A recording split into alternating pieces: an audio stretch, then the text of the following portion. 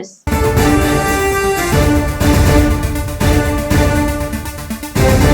తెలంగాణ వ్యాప్తంగా ఎండల తీవ్రత పెరుగుతున్న తరుణంలో వాతావరణం ఒక్కసారిగా చల్లబడింది. రానున్న 5 రోజుల పాటు రాష్ట్రంలోని పలు జిల్లాల్లో ఉరుములు మెరుపులతో కూడిన తేలికపాటి నుండి మోస్తరు వర్షాలు కురిసే అవకాశం ఉందని హైదరాబాద్ వాతావరణ కేంద్రం తెలిపింది. ఇక నిన్న రాత్రి హైదరాబాద్ నగరంలో భారీ వర్షం కురిసింది. ప్రధాన ప్రాంతాలైన నిజాంపేట్, కేపీహెచ్పీ, కూకట్పల్లి, జూబ్లీహిల్స్, పంచాగుట్ట, ఉప్పల్, బోడుప్పల్, నాచారం, చిల్కానగర్లలో ఉరుములు మెరుపులతో కూడిన వర్షం కురిసింది.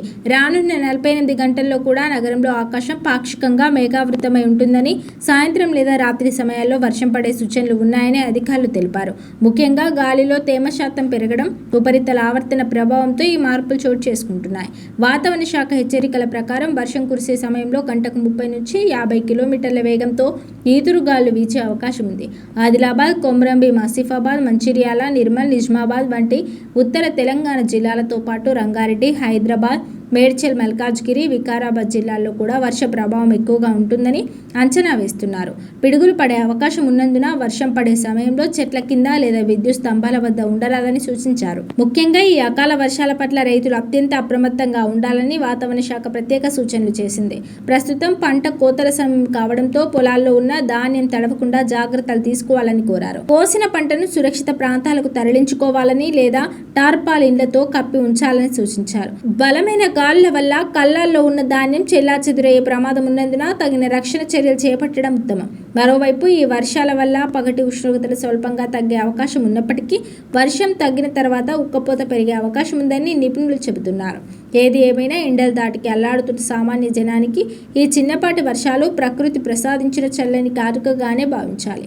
అయితే వర్షం పడే సమయంలో ప్రయాణాలు చేసేవారు, లోతట్టు ప్రాంతాల ప్రజలు అప్రమత్తంగా ఉండి తగిన జాగ్రత్తలు తీసుకోవడం మంచిది. నియోజకవర్గాల పునర్విభజనతో తెలంగాణలో పొలిటికల్ పిక్చర్ మారబోతోంది. అసెంబ్లీ, లోక్సభ స్థానాల పెంపు, మహిళలకు 33% రిజర్వేషన్లతో పొలిటికల్ లీడర్లు అలర్ట్ అవుతున్నారు. వచ్చే ఎన్నికల్లో తమ వారసులను బరిలో దింపేందుకు సరంజామా సిద్ధం చేసుకుంటున్నారు. మహిళా రిజర్వేషన్లను దృష్టిలో పెట్టుకుని భార్య, కూతుళ్లు, కోడళ్లను పోటీ చేయించేందుకు రెడీ అవుతున్నారు. తెలంగాణలో నియోజకవర్గాల పునర్విభజనపై చాలా మంది నాయకులు ఆశలు పెట్టుకున్నారు. రాష్ట్రంలో ఇప్పుడు 119 అసెంబ్లీ సీట్లు 179కి పెరుగుతుండడంతో పాటు మహిళలకు 33% రిజర్వేషన్ అమలు కానుంది.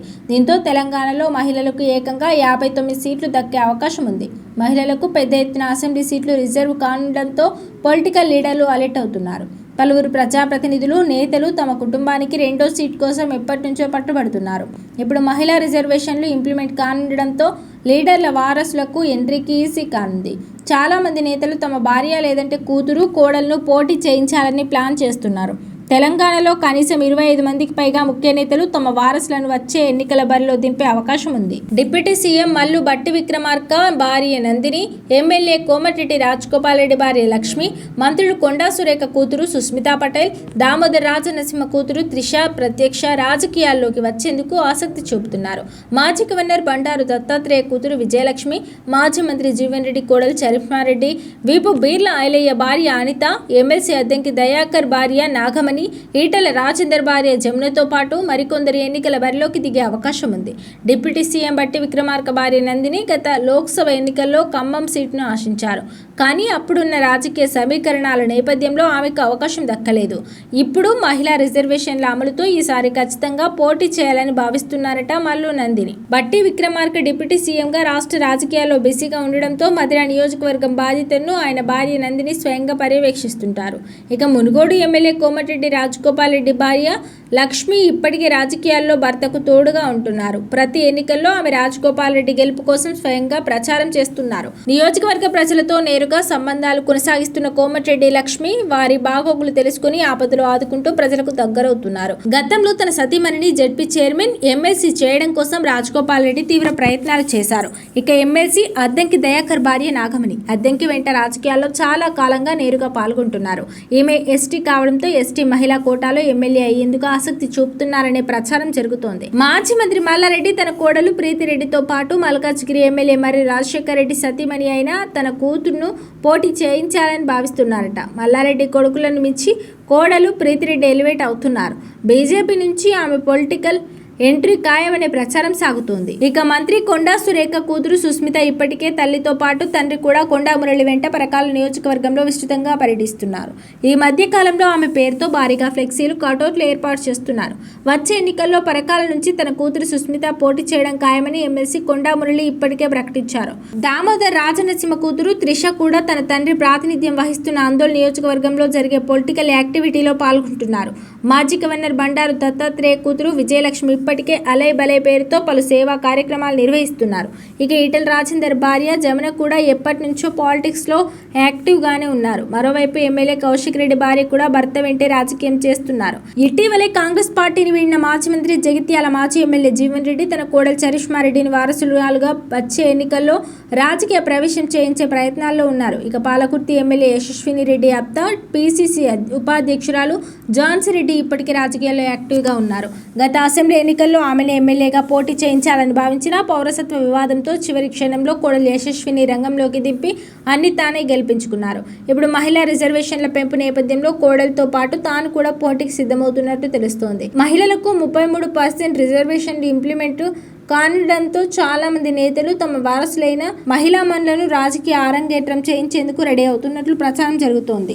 రాష్ట్ర బడ్జెట్ లో ప్రతిపాదించిన రైతు భరోసా నిధులను సర్కార్ కోత పెట్టిందనే అనుమానాలు వ్యక్తమవుతున్నాయి. బడ్జెట్ బుక్ లో రైతు భరోసా కోసం 18,000 కోట్లు కేటాయించామని పేర్కొంది. కానీ బుధవారం వ్యవసాయ శాఖ పద్దుపై జరిగిన చర్చలో భాగంగా పద్దు పుస్తకంలో 13,603 కోట్లు మాత్రమే కేటాయించినట్లు తెలిపింది. ఈ పథకం కింద ఎకరాకు సంవత్సరానికి 12,000 రూపాయల చొప్పున సహాయం అందించడానికి గాను 2026-27 ఆర్థిక సంవత్సర బడ్జెట్ లో 13,603 కోట్లు కేటాయించడం జరిగింది అని వ్యవసాయ శాఖ మంత్రి తుమ్మల వెల్లడించారు.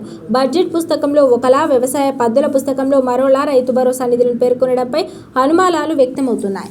ఇప్పటికే ఈ బడ్జెట్ అంతా అంకెల గారడి, లెక్కల తారుమారు అంటూ ప్రతిపక్షాలు విమర్శిస్తున్నాయి. ఇప్పుడు రైతు భరోసా లెక్కలు ప్రతిపక్షాల విమర్శలకు బలం చేకూర్చుతున్నాయనే అభిప్రాయాలు వ్యక్తమవుతున్నాయి. వివిధ రంగాలకు బడ్జెట్లో అధిక నిధులు కేటాయించినట్లు చూపిస్తున్నప్పటికీ వీటిని ఏవేవో పద్దుల కింద చూపిస్తున్నారనే విమర్శలు వ్యక్తమవుతున్నాయి. రైతు భరోసాకు 13,603 కోట్లు మాత్రమే కేటాయించడం గమనార్హం. ప్రభుత్వం చెప్పిన దానికంటే 4,397 కోట్లు కోత పెట్టడం గమనార్హం. ఇదే జరిగితే వచ్చే ఏడాది ఏదో ఒక సీజన్లో రైతు భరోసాకు కోత పెట్టడం ఖరారైందనే అభిప్రాయాలు వ్యక్తమవుతున్నాయి. సర్కార్ లెక్కల ప్రకారమే రైతు భరోసా పంపిణీకి ఒక సీజన్కు 9,000 కోట్ల రూపాయలు అవసరం. 2 సీజన్లకు 18,000 కోట్లు అవసరం. కానీ ప్రభుత్వం 4,397 కోట్లు తక్కువగా చూపించడంతో రెండో సీజన్లో సగం మంది రైతులకే రైతు భరోసా వచ్చే అవకాశం ఉంటుంది. ఒక సీజన్ రైతు భరోసాను పూర్తిగా ఎగ్గొట్టగా మరో సీజన్లో సగమే పంపిణీ చేసింది. ఇక ఈ సీజన్లో ప్రస్తుతం రైతులందరికీ 1 ఎకరం వరకు పంపిణీ చేసింది. ఇక మిగిలిన రైతులకు పంపిణీ చేస్తారా లేదా అనేది ప్రశ్నార్థకమే. పశ్చిమాసియాలో ఉద్రిక్త పరిస్థితుల వేళ అన్ని రాష్ట్రాల ముఖ్యమంత్రులతో ప్రధాని నరేంద్ర మోదీ సమావేశమయ్యారు. వీడియో కాన్ఫరెన్స్ ద్వారా వారితో మాట్లాడారు. AP CM Chandrababu, Telangana CM Revanth Reddy virtual meeting లో పాల్గొన్నారు. పశ్చిమాసియా యుద్ధ ప్రభావంపై సీఎంతో ప్రధాని మోదీ చర్చించారు. ఇంధన భద్రత, రాష్ట్రాల సన్నద్ధతపై సందేహాలకు సమాధానం చెప్పారు. దేశంలో లాక్డౌన్ ఉంటుందని సీఎంలకు స్పష్టం చేశారు ప్రధాని మోదీ. ఎక్సైజ్ డ్యూటీ తగ్గించి ప్రజలపై పెట్రో భారం లేకుండా చేశామని ప్రధాని మోదీ గుర్తు చేశారు. బ్లాక్ మార్కెటింగ్ ను నిరోధించాలని ప్రధాని మోదీ ముఖ్యమంత్రులకు సూచించారు. యుద్ధం మొదలయ్యాక ఇలాంటి సమీక్ష నిర్వహించడం ఇదే తొలిసారి. ఎన్నికలు జరిగే వెస్ట్ బెంగాల్, తమిళనాడు, కేరళ, అస్సోం, పుదుచ్చేరి ముఖ్యమంత్రులు మినహా మిగిలిన రాష్ట్రాల ముఖ్యమంత్రులను వర్చువల్ భేటీకి ఆహ్వానించారు. ముఖ్యమంత్రులతో ప్రధాని మోదీ వీడియో కాన్ఫరెన్స్ 2.5 గంటల పాటు మోగింది. అన్ని రాష్ట్రాలు టీం ఇండియాగా కలిసికట్టినట్టుగా పనిచేస్తేనే దేశం ఈ పరిస్థితిని విజయవంతంగా అధిగమిస్తుందని విశ్వాసం వ్యక్తం చేశారు. ఆర్థిక, వాణిజ్య స్థిరత్వాన్ని, ఇంధన భద్రతను కాపాడుకోవాలని పిలుపునిచ్చారు. పౌరుల ప్రయోజనాలను పరిరక్షించుకోవాలని, జీవుల మార్కెటింగ్ పై కఠిన చర్యలు తీసుకోవాలని ముఖ్యమంత్రులకు సూచించారు ప్రధాని మోదీ. పశ్చిమాసియాలో ఉద్రిక్తతల నేపథ్యంలో రాష్ట్రాలు, కేంద్రపాలిత ప్రాంతాల ముఖ్యమంత్రులతో ఒక కీలకమైన వీడియో కాన్ఫరెన్స్ నిర్వహించారు ప్రధాని మోదీ. యుద్ధం, హర్ముజ్ జలసంధి చుట్టూ నెలకొన్న అంతరాయాలు, ఇంధన భద్రత, సరఫరాపై ఆందోళనల తరుణంలో ఈ సమావేశం జరిగింది. ఇంధనం, నిత్యావసర వస్తువుల కొరతను తగ్గించడానికి భారత్ సన్నద్ధమవుతోంది. దీని అమల్లో కేంద్రం, రాష్ట్రాలు 2 కీలక పాత్ర పోషిస్తాయని భావిస్తున్నారు. కోవిడ్-19 మహమ్మారి సమయంలో అనుసరించిన అవతరించిన రాష్ట్ర వ్యాప్త సమాఖ్య వ్యూహాన్ని గుర్తు చేస్తూ ప్రధాని మోదీ టీమిండియా విధానాన్ని నొక్కి చెప్పారు. స్థిరత్వం కోసం ప్రభుత్వంలోని అన్ని స్థాయిలలో సమన్వయం ఉండేలా చూసుకోవడమే దీని లక్ష్యం. ఎన్నికల కోడ్ అమల్లో ఉన్నందున ఎన్నికలు జరగనున్న రాష్ట్రాల ముఖ్యమంత్రులు ఈ సమావేశానికి హాజరు కాలేదు. సరిహద్దు కోస్టల్ రాష్ట్రాలు అప్రమత్తంగా ఉండాలి. షిప్పింగ్, నిత్యావసరాల సరఫరా అప్రమత్తంగా, కళాశాలల విషయంలో ఎదురయ్యే సవాళ్లను పరిష్కరించడంపై ముఖ్యమంత్రి దృష్టి పెట్టాలి. వ్యవసాయ రంగం విషయంలో ముందస్తు ప్రణాళిక అవసరం. ఎరువుల స్టోరేజీ, సరఫరాను ఎప్పటికప్పుడు మానిటర్ చేయాలి. తప్పుడు సమాచారం వ్యాప్తి చెందకుండా చూసుకోవాలి అని వీడియో కాన్ఫరెన్స్లో అన్ని రాష్ట్రాల ముఖ్యమంత్రులను కోరారు ప్రధాని మోదీ. సెలవులంటే ముందుగా సంతోషపడేది విద్యార్థులే, ఆ తర్వాత ఉద్యోగస్తులు. అయితే ప్రైవేట్ ఉద్యోగులకి ఈ సెలవుల గురించి పెద్దగా పట్టింపు ఉండదు. ఎందుకంటే వారికి గవర్నమెంట్ హాలిడేస్ అన్ని వర్తించవు కాబట్టి. ఆ సంగతి పక్కన పెడితే ప్రస్తుతం 2 తెలుగు రాష్ట్రాల్లో పరీక్షల సీజన్ నడుస్తోంది. మొన్నటి వరకు ఇంటర్ పరీక్షలు జరగా ఇప్పుడు 10వ తరగతి పరీక్షలు జరుగుతున్నాయి. ఇవి పూర్తి కాగానే మిగతా తరగతుల విద్యార్థులకు పరీక్షలు నిర్వహించి సెలవులు ఇస్తారు. ప్రస్తుతం ఒట్టిపూట బల్లే కాబట్టి విద్యార్థులు సెలవుల గురించి పెద్దగా పట్టించుకోరు. కానీ ప్రభుత్వ ఉద్యోగులు, కొందరు ప్రైవేట్ ఉద్యోగులు మాత్రం ఈ హాలిడే లిస్ట్ తెలుసుకోవాల్సిందే. ఎందుకంటే నేడు మార్చి 27 శ్రీరామనవమి నుంచి ఏప్రిల్ 5 వరకు 10 రోజుల వ్యవధిలో 7 రోజుల పాటు సెలవులు వస్తున్నాయి. మార్చి 27 శ్రీరామనవమి సందర్భంగా తెలంగాణ, ఆంధ్రప్రదేశ్ రాష్ట్రాల్లో విద్యా సంస్థలు, ఆఫీసులకు అధికార సెలవు ఉంది. మార్చి 28 శనివారం సందర్భంగా కార్పొరేట్ సంస్థలు, ఐటీ కంపెనీలో పనిచేసే ఉద్యోగులకు వీకెండ్ హాలిడే. కొందరు ప్రభుత్వ ఉద్యోగులకు కూడా ఈ వారాంతపు సెలవు ఉంటుంది. మార్చి 29 ఆదివారం, ఈ రోజు సాధారణ సెలవు. మార్చి 31 మంగళవారం మహావీర్ జయంతి. ఆ రోజు 2 తెలుగు రాష్ట్రాల్లో ఆప్షనల్ హాలిడేగా ప్రకటించారు. అంటే మార్చి 31న ఉద్యోగులు వేతనంతో కూడిన సెలవు పొందవచ్చు. ఏప్రిల్ 3 శుక్రవారం గుడ్ ఫ్రైడే కనుక ఈ రోజున తెలంగాణ, ఆంధ్రప్రదేశ్ రాష్ట్రాల్లో అధికారిక సెలవు ఉంటుంది. ఏప్రిల్ 4 శనివారం కొందరికి వీకెండ్ హాలిడే. ఏప్రిల్ 5 ఆదివారం, పైగా ఆ రోజు బాబు జగజీవన్ రామ్ జయంతి కావడంతో తెలుగు రాష్ట్రాల్లో అధికారిక సెలవు ఉంటుంది. మార్చి 25 నుంచి ఏప్రిల్ 5 వరకు మొత్తం 10 రోజుల వ్యవధిలో 7 రోజులు సెలవులు రానున్నాయి. శనివారం వీకెండ్ హాలిడే పక్కన పెట్టిన 5 రోజులు మాత్రం తప్పకుండా అందరికీ సెలవులు ఉన్నాయి. కనుక ఉద్యోగులు కుదిరితే ఆ సెలవు లేని రోజుల్లో కూడా లీవ్స్ తీసుకొని కుటుంబంతో ప్రశాంతంగా గడపడం, వెకేషన్ కు వెళ్లడం వంటివి చేయవచ్చు అంటున్నారు. హైదరాబాద్ పశ్చిమ దిశలో గండిపేట మండలం మంచిరేవుల వద్ద 700 కోట్లతో నిర్మించనున్న ఓంకారేశ్వర స్వామి ఆలయానికి సీఎం రేవంత్ రెడ్డి శంకుస్థాపన చేశారు. 8 ఎకరాల విస్తీర్ణంతో శృంగేరి పీఠం సూచనల మేరకు ఈ ఆలయాన్ని నిర్మించనున్నారు. తెలంగాణ ప్రభుత్వం ప్రతిష్టాత్మకంగా చేపట్టిన మూసీ నది పునరుజ్జీవన ప్రాజెక్టులో భాగంగా మరో ముందడుగు పడింది. గండిపేట మండలం మంచిరేవుల వద్ద ఓంకారేశ్వరం ఆలయం నిర్మాణాన్ని ప్రభుత్వం సిద్ధమైంది. ఆలయ నిర్మాణానికి ఇప్పటికే డిజైన్ ఖరారు కాగా చారిత్రక వీరభద్ర స్వామి ఆలయానికి సమీపంలోనే ఓంకారేశ్వర స్వామి ఆలయాన్ని నిర్మించనున్నారు. 8 ఎకరాల విస్తీర్ణంలో 700 కోట్ల వ్యయంతో ఓంకారేశ్వర స్వామి ఆలయ నిర్మాణం జరగనుండగా సీఎం రేవంత్ రెడ్డి పనులకు శంకుస్థాపన చేశారు.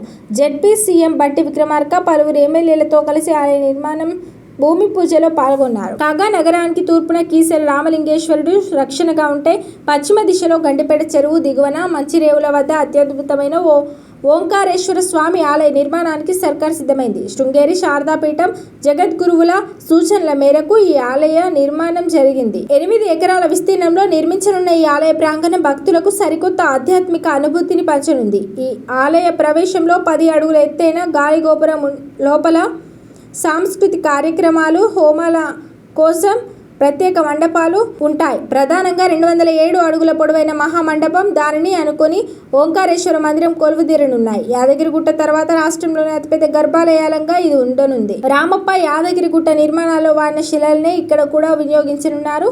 ఆలయం సమీపంలోని మూసీ నదిపై చెక్ డ్యాం నిర్మించి బోటింగ్ వంటి పర్యాటక సౌకర్యాలను కల్పించనున్నారు. ఈ ప్రాజెక్టులో మరో ప్రధాన ఆకర్షణ మూసీ నది మధ్యలో ఏర్పాటు చేయనున్న 100 అడుగుల భారీ శివుడి విగ్రహం. పాత కొత్తల కలయికగా ఈ ప్రాంతాన్ని తీర్చిదిద్దేందుకు ప్రభుత్వం కసరత్తు చేస్తోంది. దశాబ్దాల చరిత్ర కలిగిన వీరభద్రస్వామి ఆలయ గుట్టపైకి చేరాలంటే వెళ్లేందుకు అత్యాధునిక తీగల వంతెన, విశాలమైన రోడ్లు, ఔటర్ రింగ్ రోడ్డు నుండి ఆలయానికి నేరుగా కనెక్టివిటీ కల్పించడం ద్వారా భక్తుల రాకను సులభతరం చేయనున్నారు.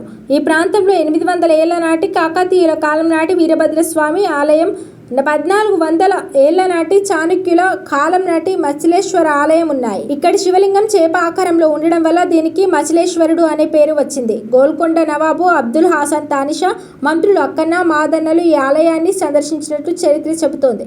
ప్రకృతి సిద్ధమైన గుహలో వెలిసిన ఈ రామలింగం చుట్టూ 39 లింగాల మధ్య ఉండడం భక్తులను ఆకర్షిస్తుంది. అధునాతన ఓంకారేశ్వర ఆలయం కూడా తోడైతే ఈ ప్రాంతం చిన్న శ్రీశైలంగా ప్రసిద్ధి చెందుతుందని భక్తులు ఆశాభావం వ్యక్తం చేస్తున్నారు. ఇది గొప్ప భగవత్ కార్యము అని చెప్పి మా మంత్రివర్గం భావిస్తుంది.